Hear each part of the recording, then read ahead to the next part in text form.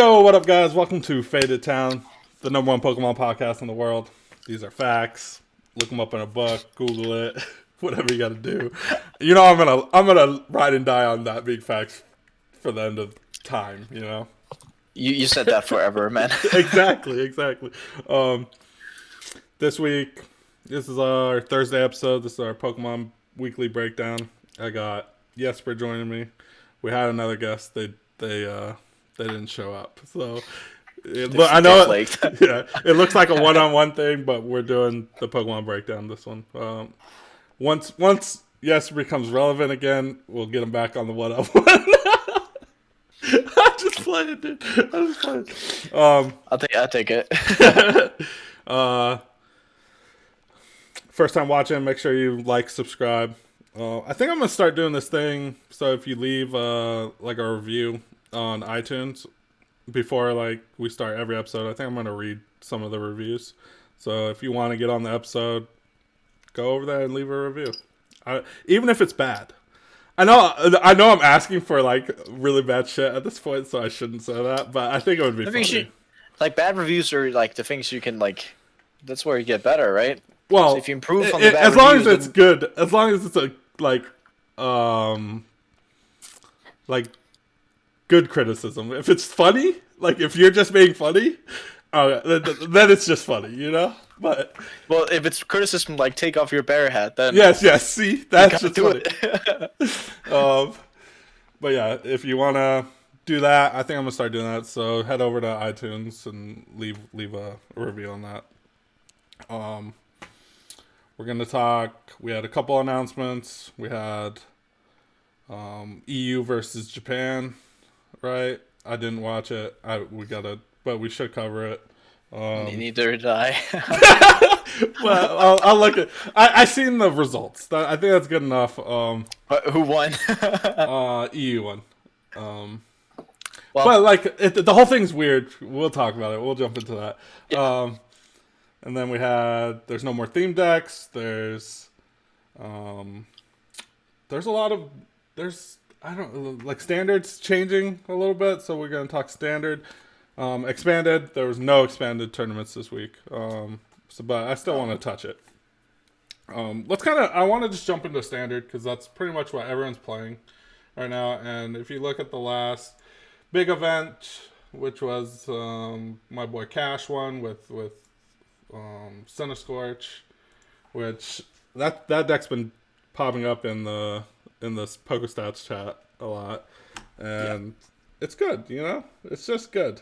And the big three, there's been 4 strong decks in standard. You got ADP, you have Luke Metal, you have Scorch, and you have Eternatus. Pico. Oh, and Pico. Pico. Yeah, Pico's up there too. You got 5 there. Yeah, and if you look at the latest results, we looked at it. We looked at the table one. Oh, the table one is Sword and Shield on. Yeah, with Sword and Shield on. That's the weird thing about it. Yeah, we'll talk about that one because that one's that format's kind of cool. But if you look at the Jesper and you just look at standard, we did see Eggrow with Rillaboom get third. Yeah, and you did see a Sea King deck come into play. And, we've been playing this format for a while, you know? Do you think that the standard format develops slower online or faster online?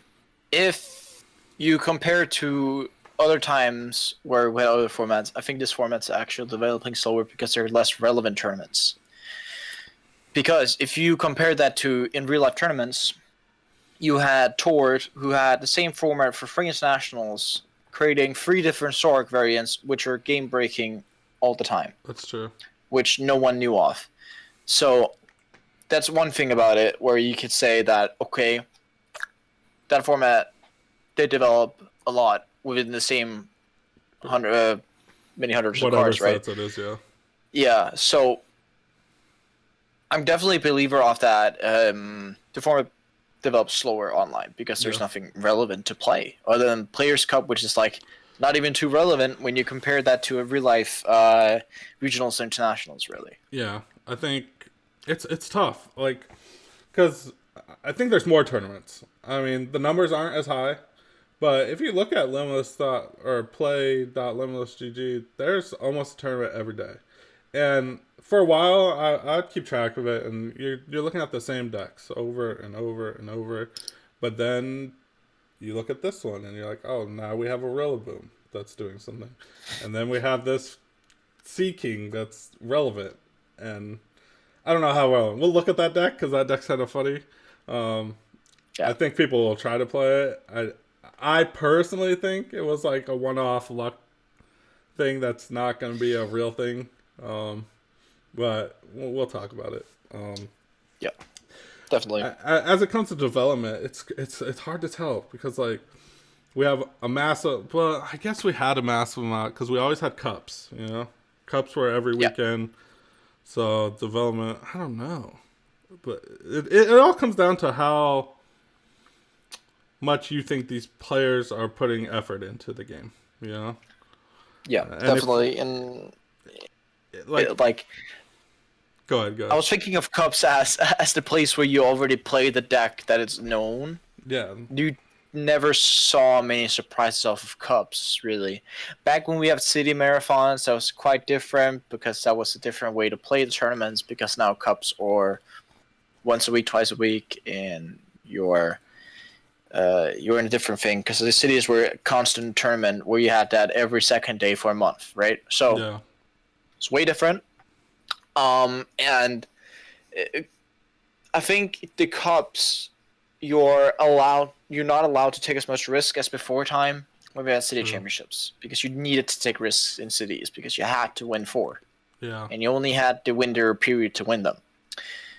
With cups being all year round, you just play more consistently. And the only players who come with creative decks, or decks that either can't really withstand tier 1, or players who are not able to buy tier 1 decks, or players who are not able to go to the next regional and have actually created a good deck. Yeah, I agree. Luckily, you're not seeing the last one too much.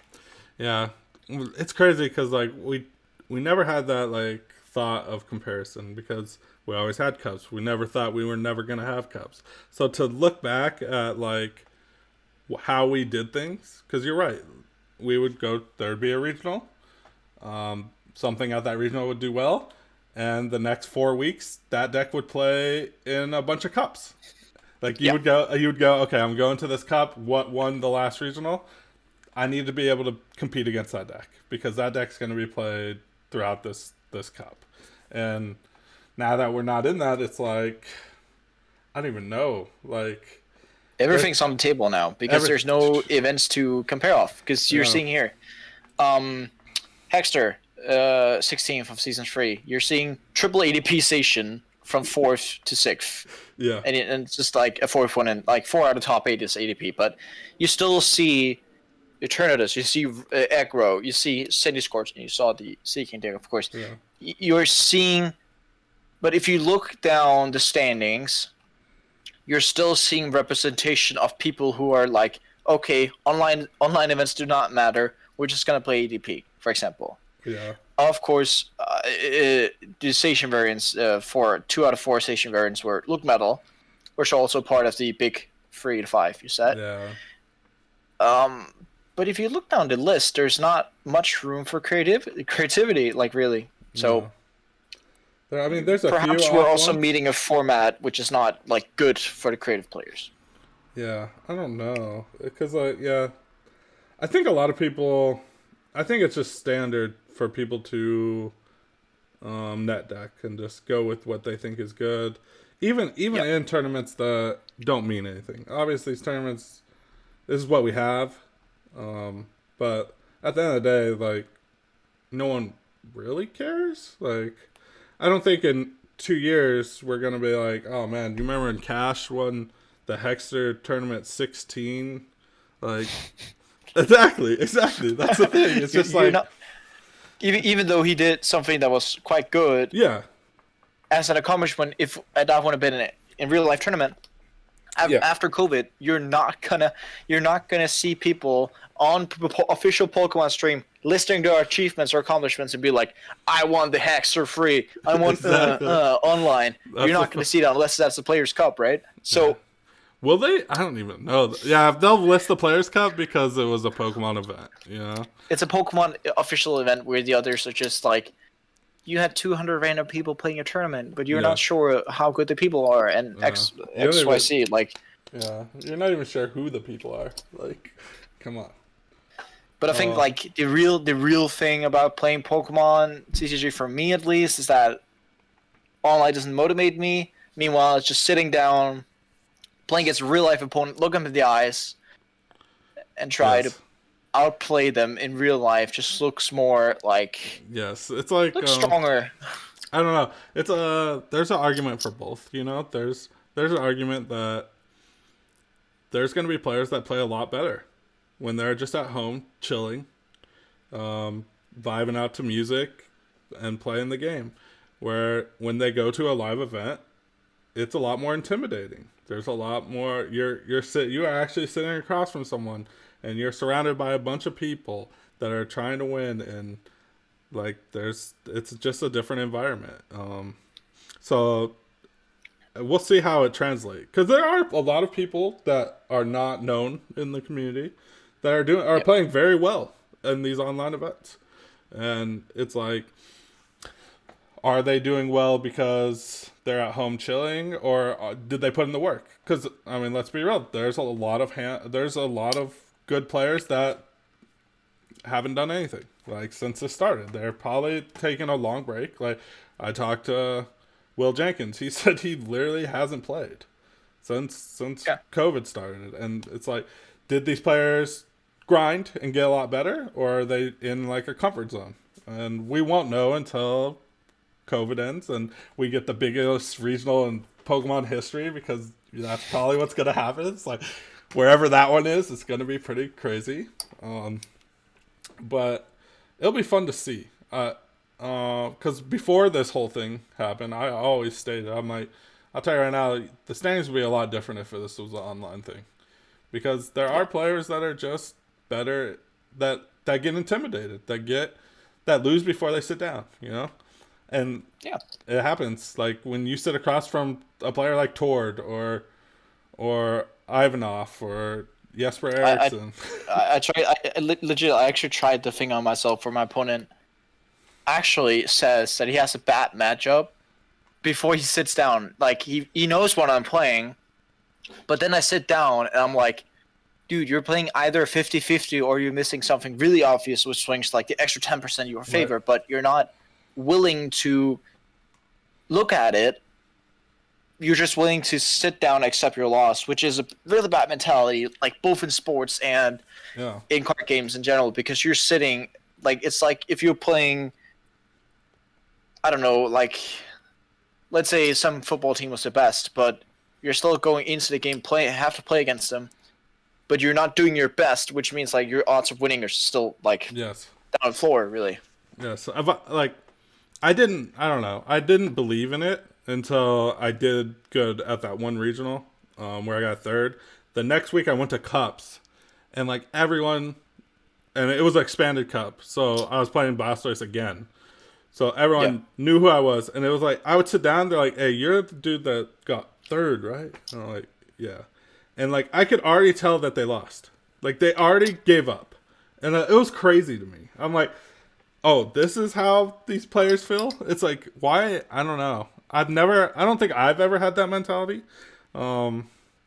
Because it's a card game, and like, I'm confident in what I bring to the table. And I think it takes you beating someone that you know is good, to realize that everyone's on like the same playing field. You have to get the initial breakthrough. The initial breakthrough is actually the most important thing, because you can, as a good player, you can also get way too arrogant and still drop that game. Yep. And if you're not winning the series 2-0 against the, in this case, let's call it a newbie.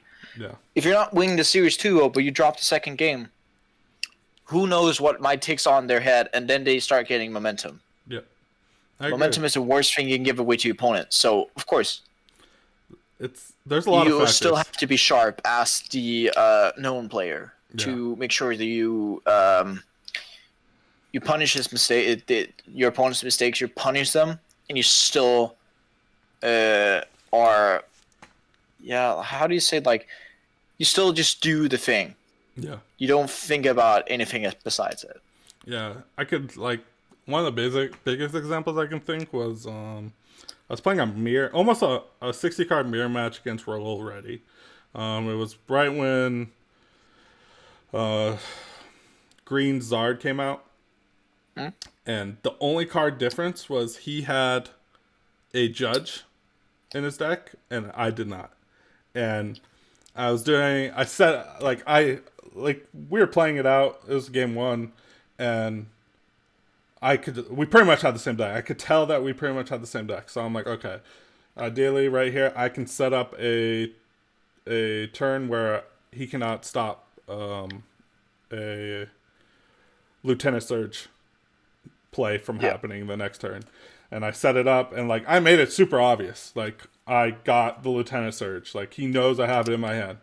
And then the next turn he goes do, and he plays the fucking outplays me. He just plays the judge, and I had no counterplay to that. I was like, okay, now it's over. And it's like he's the known player. He knew how to punish me. I mean, obviously he had the one out that I didn't. And it's just it's little things like that where you have to be that one step ahead of someone. Even if you are known, like if you lapse in judgment at all, like I would beat him. There's no way he would have won if he didn't have that card, basically.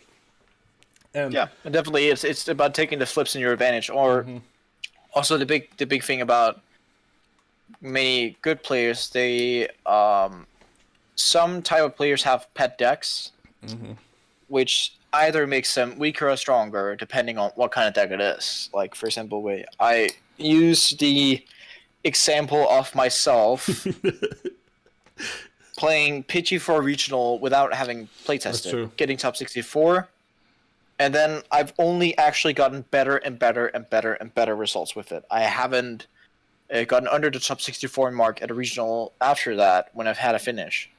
Yeah. So you see, like, it's also just practice. So it depends. Yeah. You need to have the game skill plus the no fear mentality in place to actually be playing good. Like, who's the guy who only plays fucking Shocklock, and he gets top 8 every time? I can't think of his name. Jonathan Crossing. Yes. He gets top 8 every time with it. And it's like, you could pick up that deck, but you're not going to get top 8. Like, no, because it's his deck. Mm-hmm. It's him. Yep. It's the aura around him. Yep. It's insane. But it's like we talk all this stuff, you know? And it's like, you can't, it's not the same. It's not the same when it's not live, you know? Because, like, you have people like Danny Altavia right now who's just on this, I'm going to play Mad Party for the rest of my life because I'm bored. And I think that's what online play is like. Eventually, people get bored, or they do stuff like that. Where, like, if you talk to Danny before, that fool's getting 9 million points. And he's going to crush your face throughout the entire season. There's no, I'm going to play Mad Party because I'm bored, you know? So that's also just why I see so much ADP station, because it's low maintenance. And who wants to play high maintenance online? Because then you have to, like, drag around your mouse and click so many times. That's a legit reason why that's the thing?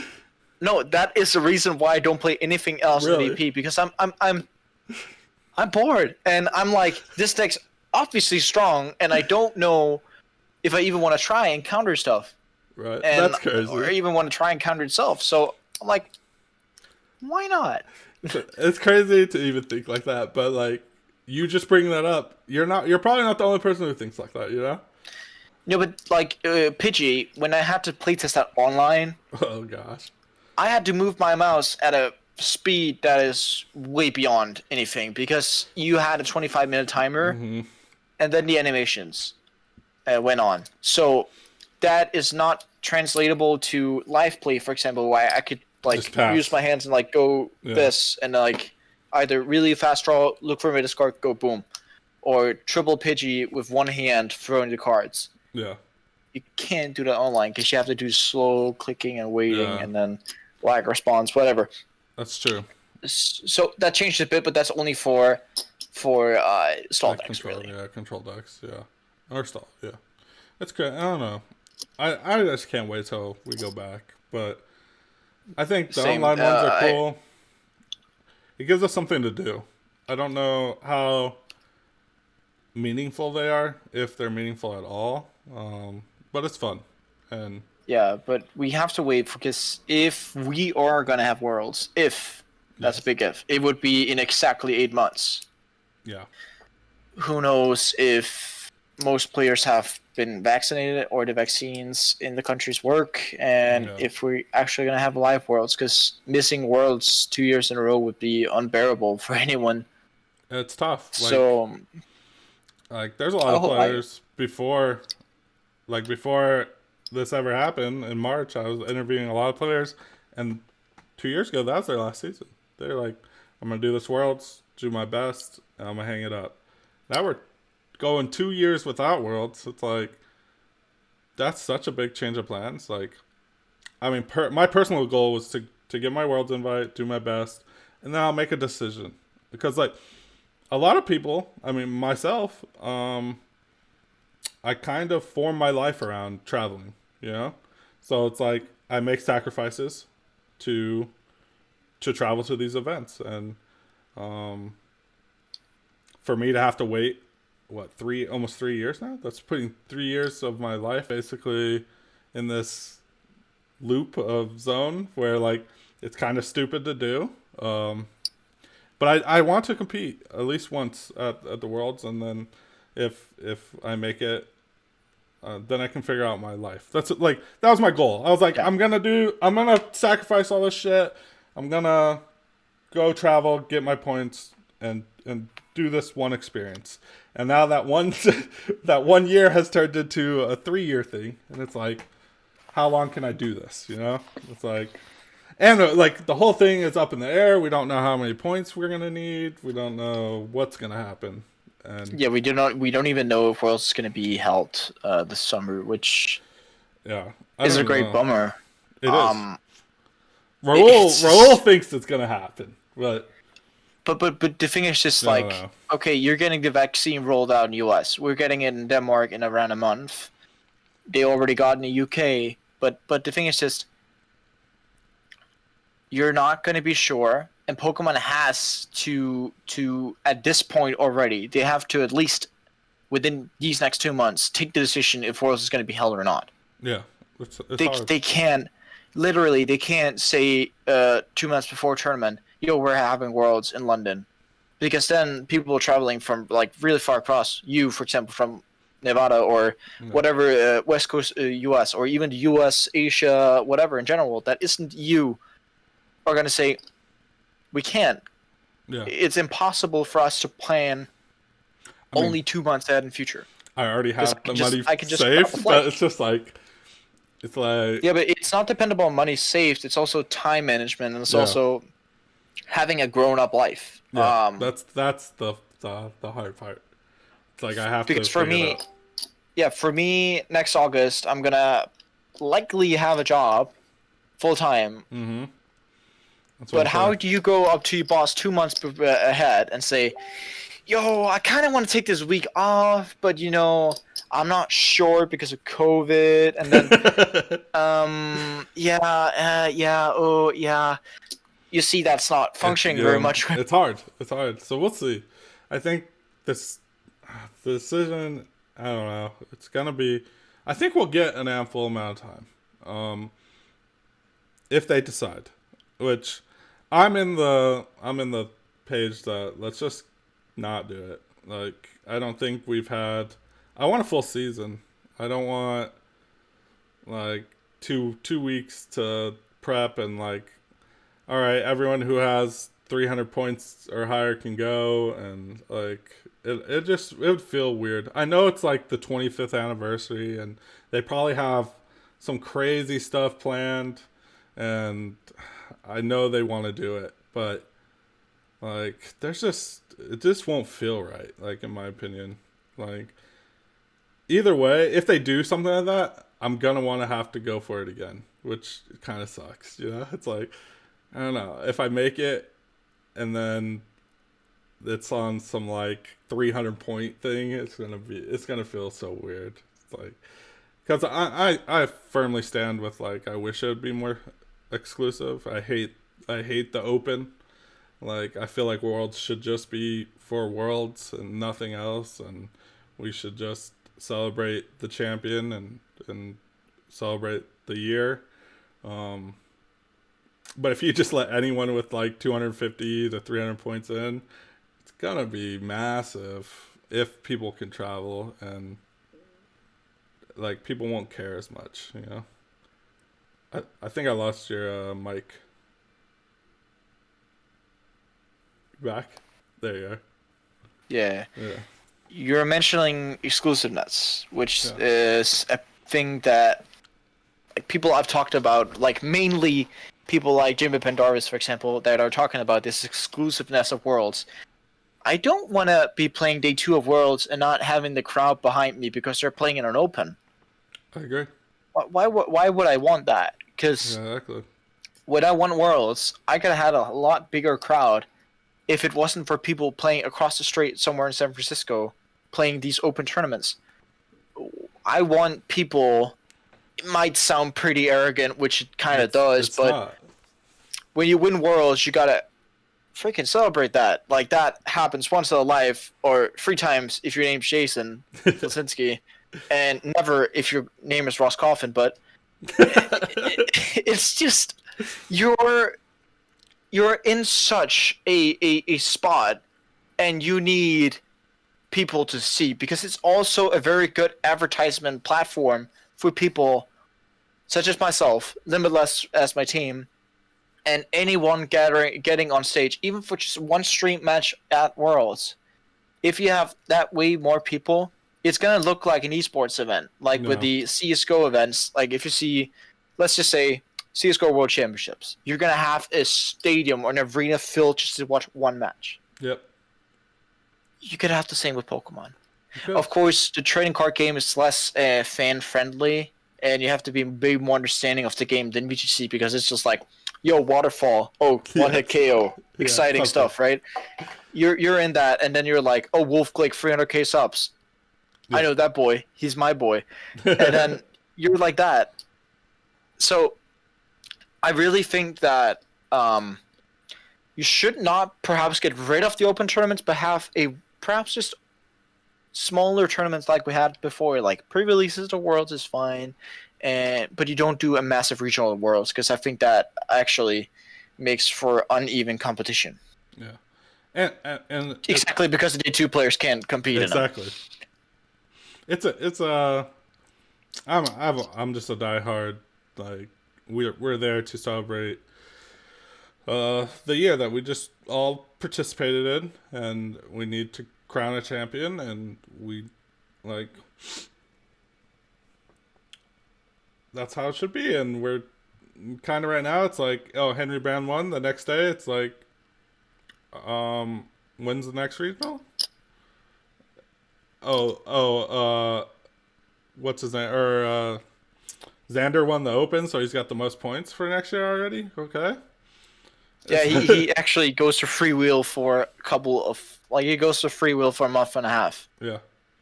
Basically. Yep, and it's which I think is dead wrong. Yeah, it's rough, but yeah, we'll see how things change. Hopefully we have Worlds. We'll see. Let's kind of jump back into some Pokemon news. We had on track. yeah. We had no more theme decks, which I think is a good thing. I think they're going towards these battle decks that actually look like they're constructed somewhat in a competitive nature. Yep. And I think that's how it should be. I think it was always a running joke to these theme decks where they really made no sense to get someone into the competitive scene. Like people would buy these theme decks to learn to play the game and then realize that all the cards in there were horrible.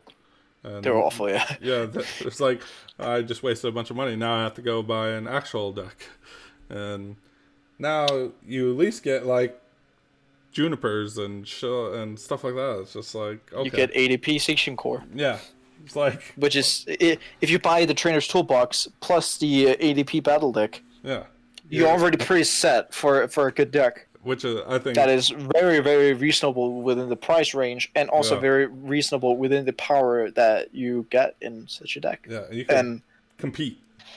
Like you can take compete. you could take that actually. to a cup and not look like you don't know what you're doing at all. Even if you And don't know have what to you're start. doing. Exactly. You don't have No. to start your first 6 months with going 0-4 or Yes. 1-4 or 1-3. Yeah, it's a great thing. I'm glad someone's listening. I don't know. I think there's someone with a brain finally works at these places that are doing these things and was like, hey, let's like if we're gonna help people play competitive, let's give them cards that are actually competitive. Give them a fair shot, Yeah. I'd say. We have Player Cups 3 announced. Same format basically as Player Cups 2, which I think is a great format. You get top 256 from US. Is it 256 for Europe too? Yeah. Yep. Okay. And then like So I have to gather. So that's like, but I only gather like 75 points. Still got in. you got in with 75 points. I think Yeah. NA was like a lot. I think you had to get over 100. Yeah. Get in. And I Yeah. played for 43 minutes in that tournament. Sounds about Exactly right. 43 minutes. That sounds about right. I didn't. That's called EDP. I was at like I went off like my first 20 keys and I did horrible and I was like, all right, I'm done. Like, there's no point. I can't even win games with ADP. So like, Then you're awful. yeah, I'm awful. I was awful. I'm garbage. If you're out of 20 and you don't even win one tournament with ADP, Yeah, it was you're bad. either running terribly bad or you're just actually not playing the game. Yeah, it was bad. So I just gave up. I didn't even try after that. So I think I'm gonna try this next one. Looking into it, it starts in January. We have no new sets. So we're gonna pretty much play the standard format. So if you're looking to compete, you can look at all these results on Limitless or Play.Limitless and find a deck there that is actually good. Well, Vivid Voltage comes out. That's the only change, but doesn't change too much. Well, I mean, that's what we have. We've been playing with Vivid Voltage for a few weeks now. Yeah. But that's the only difference between 2 and 3. Yeah, 2 and 3. Don't look at 2 and try to play those decks. Go Limitless. Look at all the tournaments that happen each week, and you can kind of get a good idea of what's good. Do not play Seeking. Yeah. Seeking's not good. I know it looks fun, but that is a prophetic excuse of a disruption, stall, control. Isn't that deck. crazy? But that's all we have got. Control. You don't have control in the deck because you can't recur your cards. Yeah. You're not getting back. You have to. Like if you just land heads with Regigigas, you had Ranko and Pidgey. Okay, let's look at this. Actually, now I want to look. How does this deck actually win?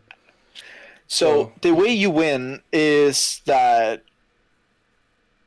you don't. What does it have? you can stuck something with Absol plus Boss. Yes. You want to have them not having any switch cards left. The way you win the deck out war with that deck is you use Cryogonal. You lock something with Boss's or Cryogonal, play down a bunch of Absols, and then you play down Lily's Pokédoll and continuously put that into the deck again and again and again and again with Air Balloon and Cryogonal. Okay. That's how you win by deck out war. So if you prize the Pokédoll, do you just lose? You don't just lose because you're still going to be able to deck out your opponents somehow. Yeah. And you can also take prizes with Cryogonal. Oh yeah, I guess Cryogonal. What? You 10? Yeah, just 10. And Seeking can also do 50. But the thing is, if you do 50 and your opponent does not have any energies left, you're still gonna win because 50 damage is still enough to actually eventually draw your Pokédoll. If they can't to get back retreat, into that is it becomes a issue. I like it. Yeah, and also you're gonna be able to play free 5 boss in a game with the Sinfi Caitlyn. So you got 5 boss orders to get enough damage. So you're pricing your Lily stall 10% of time, but you're likely gonna take free prizes with Seeking if you remove all the energies. That goes down to you having your Lily's Pokédoll in 95% of your games. Yeah. Well, so why is this deck bad? It seems pretty good, dude. But you lose to people getting back their energy constantly, which is a good theme of many decks that are able to do it. And also, I mean, if you hit triple heads on something, that was what I was right? going to complain about. What I was going to complain about is you do the coin flips. It's like the Heatmore deck that Sonder originally got into with the Sauropod format at UIC the second year. Yeah. Where we play Heatmore Raichu. Because if you flip quad tails, it was over. It was over, man. And that's still likely to actually happen at some point during a game. But you're using Heatmore over 10 times, and out of 10 times, you're going to flip 1 quad tails. Probably. Very likely, which sucks. Yeah. So that could also happen. But the thing is just like, you can't just pick up this deck and play it because putting your success in tournament down to coin flips, let's say at a cash tournament, not a good idea. Right. To say the very least. Yeah. Yeah, I wouldn't recommend it for unless you're just grinding. If you took this deck and just started grinding and you're comfortable with this deck, go ahead and play it at the player cut 3. But if you're if you're just gonna jump in and try to play this deck, I don't think it's a very good idea. You know what? I'm gonna issue myself a challenge. I'm gonna play this deck for 25 games and see how it goes. Half of your, or just 25 games right now, or are you talking 25 games of your player cup 3? No. Come on, dude.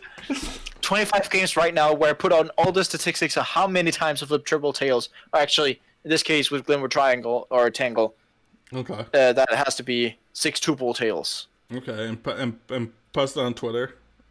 Post it on Twitter. Yeah, people follow you, and we'll see how it goes. Yeah. I think a good deck for the Players' Cup 3 is Decidueye. I think Decidueye can give you a bunch of free wins. Yeah, definitely, and you're gonna win against a lot of decks. You're winning against anything that doesn't players play like Volcanion, and anything that doesn't play Aegislash, you pretty much just win. Yeah, but ADPs play Aegislash. It doesn't. Sometimes. Sediscourge plays Volcanion. Sometimes you should play one Aegislash, and you should also play perhaps one Wall Wild, right? You should, but people don't. Even the Maul Wild doesn't win. Like I've played the deck. People try to Maul Wild. You have to time it so well, and if they're playing Scoop Up Nets, you still lose, and it's just like it's difficult. Yeah. So but the Aegislash automatically wins. You can't beat. It's decently legit. So if you are deciding to play ADP, you should probably play the Aegislash because it just wins that matchup. You can't lose. Well, it at least gives you a very positive matchup, which is what you're going It would be so tough to lose because it has resistance. It's pretty hard. Even worse. Yeah, Luke Metals were playing it. They put the goggles on it with resistance with the GX. Get out. I just moved on. Get out of here. This is dumb. Can't even play. You just have to kill 3 Decidueye's tops, and then the game's over because they can't set up more than 3. Mm-hmm. It's bad, and both the matchups with the Aegislash are bad because you get crazy resistance if you're playing Luke Metal, and then or the opponent just takes 2 prizes. Yes, and can actually just take 2 prizes with 1 Pokemon. Well, 1 attack too. Aegislash. Because it does 160 now because of ADP. Yeah. At least with the Luke Metal, they gotta hit you twice, but you're only doing 30 damage, so it doesn't matter. So the whole thing's just bad. You just can't beat that card. But if you look at top decks, like let's look at the top ADP deck. Did not play it. At the last Hockster, it didn't play it. Hexter. Yeah, it didn't play it. So like you have to think about this. A lot of people are gonna go to Limitless, look at the best ADP list of that time. And I promise you, if you're watching this right now and you're waiting for Player Cup 3, as that week comes, go to Limitless, look at the top ADP list, and if it is not playing Aegislash, hey, Decidueye, put that boy into play. Because a majority of people will do this. They will literally just net deck this deck, and it does not play it, and it will lose. Like, it will live and die off the Mawile, and I promise you the Mawile is just, I would say it's a 90% chance that it will not be good enough to beat your Decidueyes. So I think that's a good play. But if you go in the top deck that plays the Aegislash, probably avoid the Decidueye play play. Decidueye, then yeah, okay. Yes. So that's the way to look at it, in my opinion. You're seeing this, like, let's just say the top 10 decks. I'm being really, really, really liberal here. Top 10 decks. Pikarom, Zacian, ADP, of course, Eternatus, Baby Blaze, Scorch, Look Metal, Lightning Mewtwo, something else, and then we're like hitting real out. Mad Party and Colossal. Yes. Like, there's not even 10 different decks that are actually legit. And like, if you look, I don't know, I'm looking at the last standard tournament, and there's in the top 10 decks, there's only one deck that would beat Decidueye. One. Everything else pretty much loses to it. Auto loses too. Could still be two, right? With Zacian decks playing Aegislash. There isn't one in the top 10. That's Yeah. what I'm saying. I'm like looking at them. None of them played it, and it's like it's free. Like the only one that could beat it would be the fire decks that are playing Volcanion, and yeah. If they prize one Volcanion, you could beat them. But if they don't, you're really like putting on the extra cream for actually making people play the Decidueye. Right. I think decks like that are very gimmicky, and in certain situations they just win. Like, agreed. It's just a meta call. That deck's always a meta call. If you feel like everything is a meta call, because you're not going to be able to have a deck which actually can have a chance of beating every deck. Yeah. You're never going to have that. Well, ADP is going to have a 50-50 though, right? Like what you're gonna at least have like 30-70 or 40-60 against everything. Yes, but as besides ADP, because that's a broken deck, you're not gonna have a deck which can have a legit shot against any deck. Yeah. Like ADP still gets taken to town by Scorch playing well. That's true. You still get taken to town. And Pikarom does very well versus it, because they're able to play these weird prize trades that ADP doesn't like to play, you know? Either ADP doesn't like to play it, or it just makes ADP having to have the boss at the right point of time while you're getting, for example, more need and stuff like that. And Tack Bolt is really annoying if they set up a double KO onto Zacians, which is is feasible. It's feasible. Is this Rillaboom deck real? Are we? No, that's just a Rillaboomer. Are you sure? It would be really cool if it was real. I've lost so many times to Rillaboom with ADP, but I'm still, dude, I'm still 100% sure. 100% sure. It just got third. It just got third. I know it just got third, but look at the representation. If you look behind with the numbers, there's 200 people. It's pretty big. That's like bigger than a European regional. Let's be real. It's close. It's close. No, not even. What a European regional like max is at 300 or something. No, you still get bigger. No. At the first season of new regionals, we still have 500 people regionals. Maybe. That's maybe. And those are new numbers.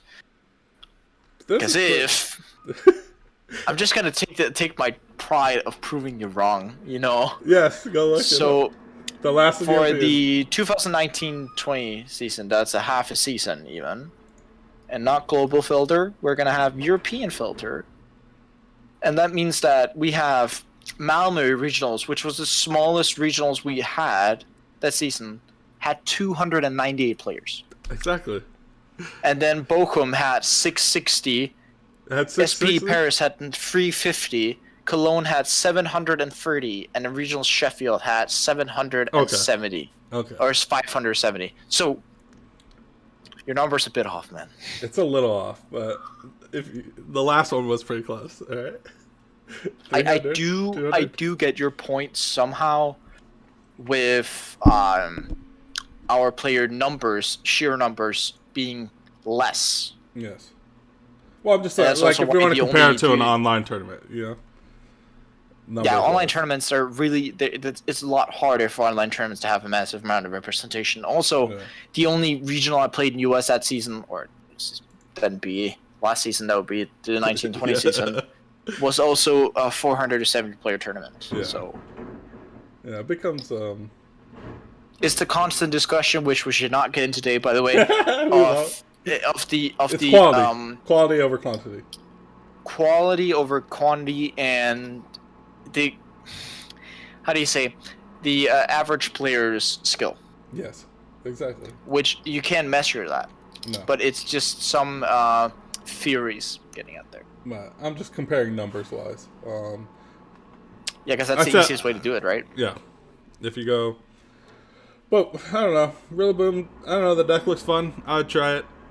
Something to look at. I think if you want to get into competitive play, just look at play.limitlessgg. Go play in these tournaments. Like everyone, a lot of people don't want to. They don't have cards online and stuff. And to be honest, like buying like 200 packs off of like a Facebook Marketplace for like $20, you could build any deck with 200 packs. You could do it. So almost a. Almost. And you could also just buy the ADP core at the store. You could do that too. You get most of ADP deck, and then you can use 200 packs for Crobats. Yeah, it's not bad, and it's like, I think a lot of people, I think they don't want to do that. You know, they don't want to buy online. Like I was real hesitant. I didn't want to continue to buy stuff for the online thing because I know eventually we're just gonna go back to playing live, but. I just want, if you want to play, you should invest in some online cards, and I mean, maybe eventually there'll be points put out to online tournaments. Who knows? That requires that the client we're playing on gets much better, though. No, and I'm saying much better. They don't care, dude. If tomorrow they go, all right, here's the tournament, it's worth this many points, like. At the end of the day, there's nothing you can do. People would play it, but it still not make the client be good enough for actual competitive play. Like we have serious bugs still getting discovered.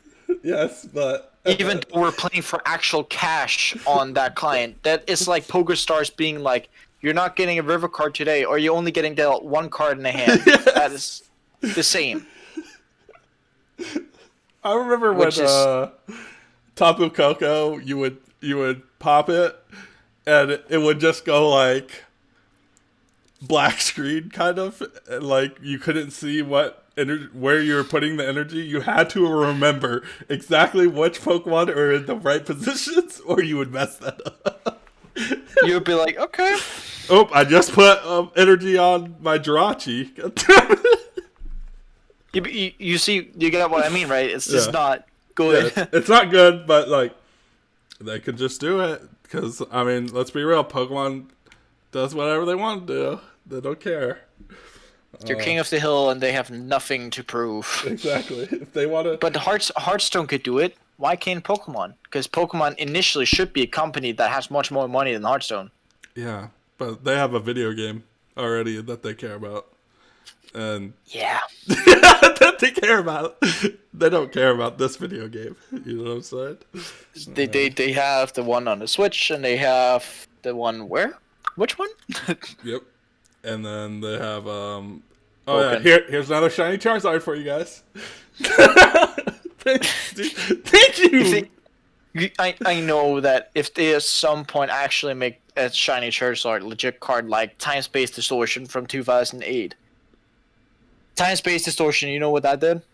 It was No. flip 3 coins, pick up a Pokemon from your discard for each hats into your hand, Okay. which was insanely broken That's good, effect. yeah. Mini decks. So you would play Time Space Distortion, but you only get one Time Space Distortion out of every 6 booster boxes. Yeah. 1 crate for 1 card. No, thank you. Holy moly! Yeah, that would be a problem if. But I don't know. That was- Pokemon right now is like they give you a lot of options. There's the shiny Charizard, then there's the 25-cent Charizard, which is nice. You know? I played a 25-cent until Win Worlds, and then I bling. Do you? I don't know.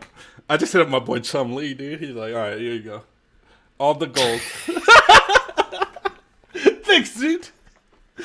No, someone comes in the pawn shop with shiny Charizard. He's like, $5. That's the best I could do.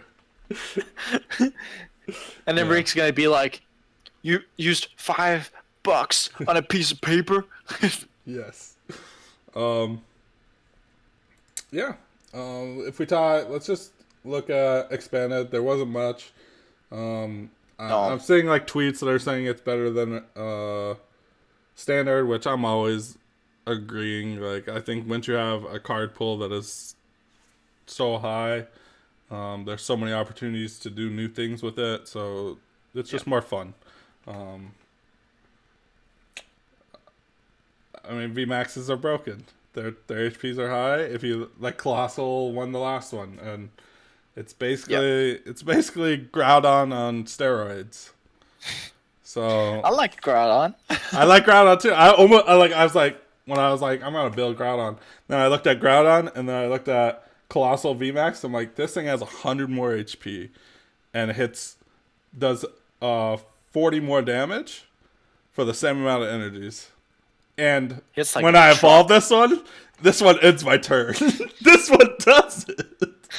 This one gets to charge itself up and attack even better. Yes, I'm like, Get in. what? Like, it's And just you crazy. also have in expanded. You have strong energy. Yep. So Yep. 240 you turns have you Ace can Rolla. turn into Yep. 240 Max turns into Potion. 320. You have max potion. You have Scramble Switch. Yeah, dude, it's fucking. It's like you Karina. can't kill it. Yeah, I was like, when I looked at the deck, I'm like, oh, this is actually super annoying.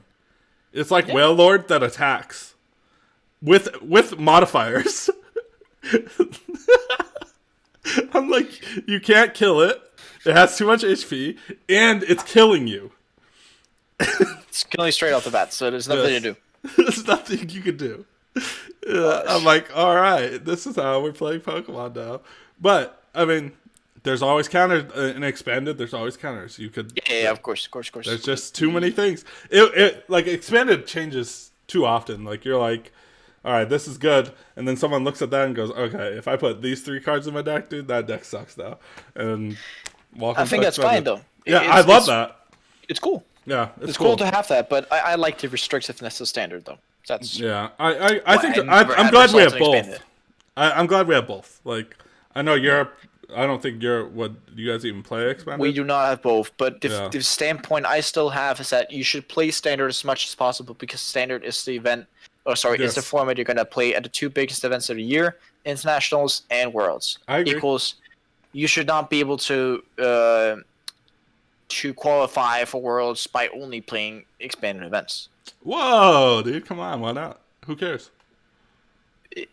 You should care about you say exclusiveness of being at worlds at some point. You mentioned Yes. that keyword. Well, why do you care what someone plays?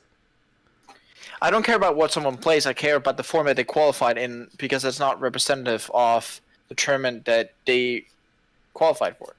Well, Like, it's you're not his gonna fault. qualify for a tournament playing like I'm not gonna go play Magic and qualify for Pokemon Worlds. That's You I can't know it's compare not the the same. same. You can't compare thing. that. You can't compare that. So it's not the same comparison, but it like expanded is a whole different What if they just standard. made Worlds expanded and then you got all your points in standard? Like Yeah, you but shouldn't be then I able to should be go. playing. If they make Worlds expanded, then every event should be expanded. Yeah, that's a. I But think I don't. I literally think both. I Worlds think both. expanded will be a sick event. That will It be would be amazing. it will be crazy because you're like, okay, this dude plays cards from back when he was born. Yeah. Like, It would be crazy. I think we should. I think there but the game would also be very expensive. Yes, Keep I'm like fine with computer that. search. I'm fine with that. I think like I don't. I love that they have two formats because like when you do grind, like a whole year, if you're playing one format the whole year, it is kind of boring. You know. It gets repetitive, Gets but repetitive. you get skill in repetitiveness. Yes, and we could talk about that. We could talk about that because I personally think Europe has the most skilled players, and maybe that's the reason. Maybe it's because all their focus is on one format, and I think that's a topic for a different time. But yeah, it's just like I think Worlds would be super dope if you didn't know, if you had no clue, if we got halfway through and then they said, all right, expanded worlds, or standard worlds, or day one is standard, day two expanded, or some shit like that. Because they used to do that back in the day. I remember day one was standard, Regionals, regionals, and day two was expanded. That shit was cancer. But it's kind of fun if you think about it in the big picture. But what would like 90% of the time would happen would you would take your standard list and just add expanded cards to it and play it. Yeah, we saw that with Lander's Spats when Ramon won his regional. Yeah. He didn't even play a good list, but he took what he had from the day before and was like, well. Yep. Which kind of sucks, but I think if that was the way, I think people, I don't know, people would develop things. He could have had it way worse, so. Yeah, we'll see. I like both formats. I'm actually a bigger fan of expanded, but I understand standard being a format where, because like your argument's kind of faulty because like Japan shouldn't be able to play at all because they play like a bunch of different fucking cards. But they've moved towards a more standard it's close. kind of play. It's close, but it's still not. Like they have to backtrack every year, coming in playing our format. And I definitely agree with that, and I think that like them getting closer to what we're doing is positive. Yeah, I agree. Back before they were in front by 1 or 2 sets at some point, and now they're only in front by half or just one. Yeah. And I think that's a good evolution because the Japanese guys also have to be better at transitioning to the Western format because that's what they're initially going to be judged on when they go to Worlds, because going to Worlds is a bigger deal. I feel, from my experience, is a bigger deal to the Japanese players than it is for the Western players. I agree. I think because they play this game religiously. Yeah, they play it religiously, and you gotta hand it out to them. They're really good. They are. Like they're sharp. Mm-hmm. And I think they have a lot more fun too. I think they also have a more. They can have more fun, but fun is relative, so you can't really. Well, I'm just like when I watch because I know we didn't talk about the Japan versus Europe or Europe versus US, stuff like that. When I watch that, the way they do it is a lot different. Like they're qualifying people for those spots where like Europe and US are literally just handpicking. Where like if you did good at this tournament, you could go play in this, and it's like is that the smartest way to be? It's more fun, It's not like they're tryharding, where you could say that EU and NA teams are tryharding. They're handpicking their teams and is it the best team? That's there's no like, You can't. Eric and Jesper says no, but Jesper's just mad because his entire team's on the team but him. So they just kicked him and added someone else. So it's okay. It's okay. But it's just like a lot of people don't agree with it. But at the end of the day, these aren't real tournaments. They're literally just for fun, made up. Like it's for fun. Yep. And so, and like I think Japan does it kind of fun. You know, it's like, all right, we're just gonna run like Cash played on the Japan team because he won some tournament or he got top in a tournament, which is cool. Yeah, I also think there's more status in the Japan squad because you're playing with Shintaro. So, Yeah. like, Shintaro is a big star. Like, he's a star. Well, I mean, there's Tord. Like, Yeah, but it's like the Japanese people are like, Shintaro's a god. Meanwhile, people are like, Tord's really, really great, but he's not. I don't know. I think people look at him in the Pokemon community. They look at Tord. I've as seen a god. Japanese people. The Japanese people after Tord. Me walking with Tord alone, and then I'm seeing one Japanese guy. I'm like, 1, 2, 3, 4, 5, and I can't count to 10 before it comes over. Tord, can I get a picture of Tord inside my card? See, that's what I'm saying. That's where we're at. That's what I'm saying. When you like, is there an A player like that? Well, I mean, Azul is up there Soul. I think Soul would be the closest one. because I mean he's very popular with his stream, which He's very popular with this stream, but they're two different kinds of personalities. Yes. Those two. and I'm so proud of Azul. I know, like I've praised him a lot, but I think he did this all on his own, which is super dope. Where I think there's people that were handed shit and people that are dependent on like sponsorships and stuff, and someone like Azul was like at one point just dropped all his shit and like invested in himself, and it panned out real well. Like he's like the #1 Pokemon TCG streamer, and it's definitely. super dope. And the dude's really good at what he does. Yeah. So, and I think like the best thing about stream is you realize he's human.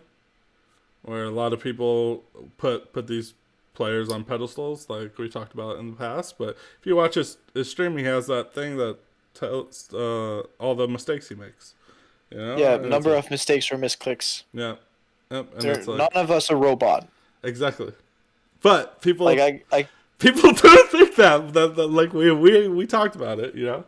And it's like, yeah, but I can have people actually wonder if like I had the experience at EYC just after one, but the first EYC, One Worlds half a year before, I was playing in it, and I made a terrible, huge mistake at a cup, and people are like, "I thought you won Worlds and stuff," and then I'm like. Dude, Wow. I'm just like you. If I either didn't get enough sleep or if I have been playing way too much this past weekend, mistakes. like at that point that was my 21st best of 3 in 3 days. right. 21 sets of Pokemon playing the same deck. Yeah, people don't Ish. realize how. The repetitiveness can also get to your head, and also your lapse of concentration just gets worse. Right. It's crazy. But let's kind of wrap this up. We have the Player Cup 3, which should be dope. I'm gonna actually participate. You posted on Twitter that you're gonna If win. I win, I can say if I win 20 out of 25, if I win 80% of my games with Seeking, I will burn at least 10 tickets on that deck. Okay, I like that. You got me. I got it. I'm gonna go with my Decidueye strategy, just so everyone knows. Yep. We'll see. I want to see it recorded. Record your 10 tickets with Decidueye. It's gonna be more like 50 tickets. It's literally just a coin flip to make it. It was just 50 tickets. Yep. Other than that, we had nothing. Basically, we had the TPCI survey. We can wrap it up with that. I think it was good. I didn't. I didn't receive it, but I think it's a good initiative to have because I didn't receive it either, but I guess someone could just send it to you and you can fill it out. So I'll send you it after this. You can just fill yes, it out do because so. like I think it's just good. Hopefully something comes from it. I don't know. The questions seem good. They were really player based questions, and Yeah. I guess there was like questions on whether something is what sets are cool or if you care about collecting. So there's that in there too. But mostly it was competitive questions, which is dope. Yep. It's just nice. It's nice to have a voice. You know, we play this game. We make these videos every week, and we talk about stuff every week about things, and it's like, dude, does anyone care? You know? And finally, we get some type of survey that says maybe. You know, maybe we care. Let's see what you say, and if you want to do some really radical shit, not happening, but some really small things, perhaps. Right. I mean, you see players like Russell post meme pictures where it was like all these things, like what do you care about, and like the top one was community, and he put like doesn't give a fuck about the community, and everything else he gives a fuck about, and like you see stuff like that, and it's like. You're gonna have people like that, which I mean that's fine. If that's how it is how it is. Yeah. That's why we all are getting a voice here, and we'll see what comes from it. It's just nice to have a voice, you know. Yeah, having a voice makes everything better. Yeah. Sometimes. But yeah. Other than that, I think this week in Pokemon was pretty lackluster compared to last week because we had the big Agreed announcement. But standard format looks more diverse than last week. Expanded format didn't happen. We're still in this pandemic, and we're still waiting for live events. And other than that, vaccine rollouts. Yeah. I mean, Player Cup 3 is kind of fun. I think everyone should participate. Just make an account. Spend your $20 on that ADP deck, get all those cards, and you could just compete. Play along. It's fun. Especially if there's a lot of collectors out there who've never played the card game, and I think the online game is very new friendly. It is very easy. Yeah. Easy. You literally does things for you. So have fun with that. I think January comes around. We have Christmas. All these people are going to get their Pokemon cards on Christmas, and there are going to be a bunch of new players, and you're going to be curious. Well, look at that code card and get online and check out this big event, which will be fun. It would be cool to see like a big Pokemon YouTuber participate in the Players Cup, but Leonhard. Yeah, something like that, you know? Someone. Just to bring light, because I know there's no way you collect all these cards and are not curious on what they do. Like, what is the real purpose of this? I know they look cool, but they actually do stuff, guys. So it'd be fun, especially that's why they have the text, right? So it'd be fun to see something like that. I don't know if we'll get it. We might not. But yeah. You got any shout outs or anything you want to do before we wrap it? Well, of course, nonetheless, sponsored by them, Ultra Pro for having nice equipment, and my girlfriend for keeping me out in quarantine, and yeah, my mom for doing good food. That's what I got. Dope. Yeah, hopefully live events comes back, and follow me on Twitter at Jasper Eriksen as always, and that's everything from me. And I hope that I sometime myself can upload progress of my Players Cup. I'm gonna try and look for someone to edit videos for me so I could put them up somewhere, and perhaps Sacker Scoop can get entitled to show my videos for me. Sacker Scoop's dead, but Phaeton's here. No, I'm just fine. Sacker Scoop's, it is what it is. But we gotta, just make sure you like, subscribe, hit the reviews. I'll be reading these reviews, so if you want your name or some recognition in this podcast, you just hit that with a review. It'd be funny. And if you want to, just tell Zach here that I should come on again, and I'll gladly do it. I don't know. We'll see what happens. Well, dude, after your Player Cup win, dude, we'll bring you back on. You know? I told you, I'm gonna win it. I posted on Twitter I was going to win too. So you might just looking at two champions right here. This might be the dopest podcast of all time that you just don't know yet. You just don't know. Yeah, but this episode, right? You have to remember that it has to be written into the history books of Pokemon TCG, calling out double winner, NA, and EU, which is actually just missing one guy. But we'll see. That he didn't show up. He didn't show up. That maybe it was destiny. It was destiny. We couldn't have a loser. Destiny. We couldn't have a loser. Noah lost by not showing up. Yeah. But yeah, guys, hit the like, subscribe button. I'll be back Monday with a one-on-one. Not sure who yet, but we'll figure it out. But for now, guys, we're scooping it up. And Merry Christmas.